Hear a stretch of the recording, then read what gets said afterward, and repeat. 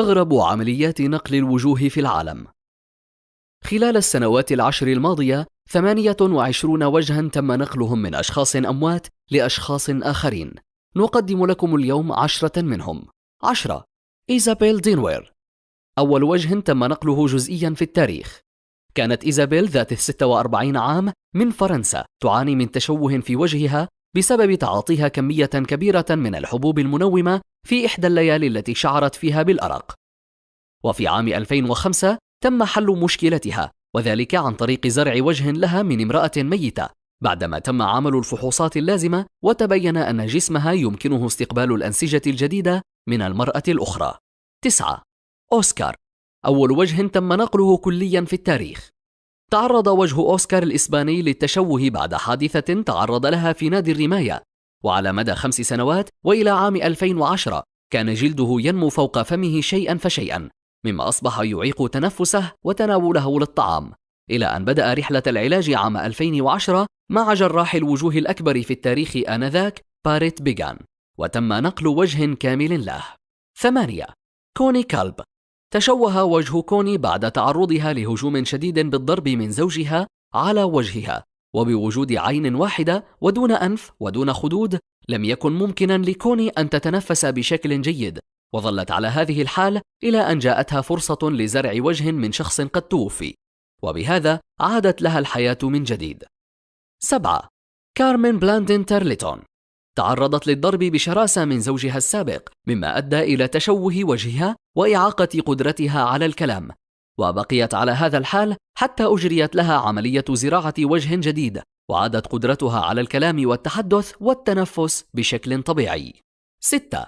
رجل بولندي قصته مؤلمة، فقد علق رأسه في آلة الطحن الحجرية التي كان يستخدمها، تفتتت عظام وجهه وتمزق جلده، وتغيرت حياته منذ ذلك الوقت إلى جحيم بسبب خسارته لوجهه. وفي عمر 33 تم علاج وجهه ببناء عظام الوجه من جديد ونزع الجلد التالف واستبداله بجلد جديد. 5. ريتشارد نوريس.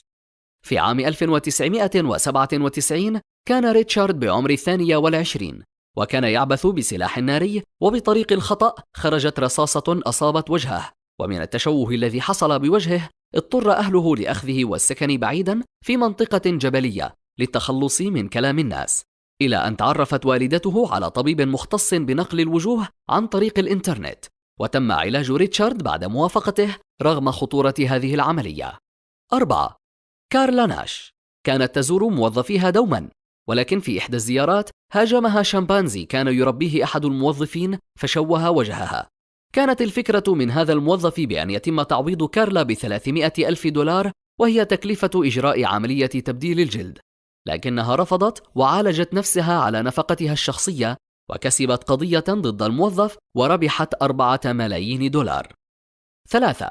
دالاس وينز.